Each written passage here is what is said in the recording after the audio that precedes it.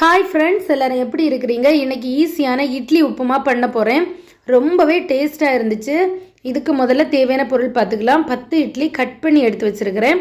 2 பெரிய சைஸ் வெங்காயம், 1 கப் துருவின தேங்காய், 3 பச்சை மிளகாய், 3 முட்டை, 1 ஸ்பூன் மிளகாய் பொடி, 1/2 ஸ்பூன் கறி மசாலா பொடி வாசனைக்காக, 1/4 ஸ்பூன் மஞ்சத்தூள், 1/4 ஸ்பூன் மிளகு பொடி பெப்பர், தேவைக்கு உப்பு, எண்ணெய், தாளிக்கிறதுக்கு கடுகு, கருவேப்பிலை, உளுந்து, உடைச்ச உளுந்து.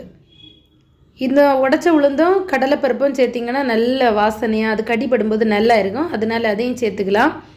இப்போது ஒரு சட்டி வச்சு அதில் 1 ஸ்பூன் எண்ணெய் விட்டு 3 முட்டை, அதுக்கு முட்டைக்கு தேவையான உப்பும் பெப்பர் பொடியும் போட்டு நல்லா ஃப்ரை பண்ணி உதிரி உதிரியாக வர்றது மாதிரி ஆக்கி எடுத்து வச்சிடுங்க தட்டில் தனியாக.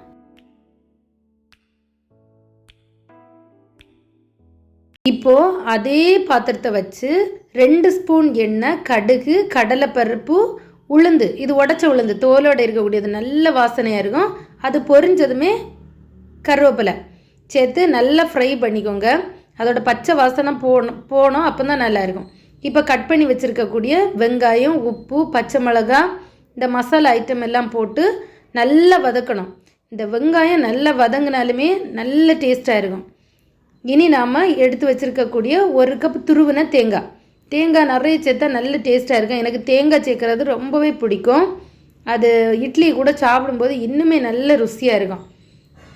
இதை நல்ல மசாலாவும் படுற மாதிரி மிக்ஸ் பண்ணிவிட்டு இப்போ கட் பண்ணி வச்சுருக்கக்கூடிய இனி இட்லிக்கு தேவையான உப்பு, அந்த மசாலாக்கு ஏற்கனவே போட்டிருக்கிறோம். இப்போ இட்லிக்கு தேவையான உப்பும் போட்டு நல்லா பெரட்டி விடுங்க.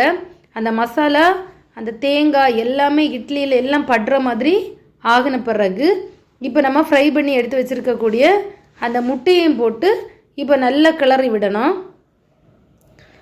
பார்த்திங்கன்னா உப்புமா ரெடி ஆகிடுச்சு. இப்போ ஒரு சட்னி செய்திடலாம். இந்த சட்னியை வச்சு இந்த உப்புமா சாப்பிட்டிங்கன்னு வச்சுடுங்க, செம்ம டேஸ்ட்டாக இருக்கும். எங்கள் வீட்டில் எங்கள் பிள்ளைங்க எல்லாருக்குமே பிடிக்கும். எப்போ உப்புமா செய்தாலுமே அந்த கை வச்சு தான் அந்த இட்லியை பொடிச்சு உப்புமாவாக செய்வேன். இப்போ காமிக்கணுங்கிறதுக்காக தான் இப்படி கட் பண்ணியிருக்கிறேன். நம்ம கை வச்சு பொடிச்சு கூட பண்ணிக்கலாம். ஓகே, இந்த ரெசிபி பிடிச்சிருந்துன்னா லைக் பண்ணுங்கள், சப்ஸ்கிரைப் பண்ணுங்கள். பாய்.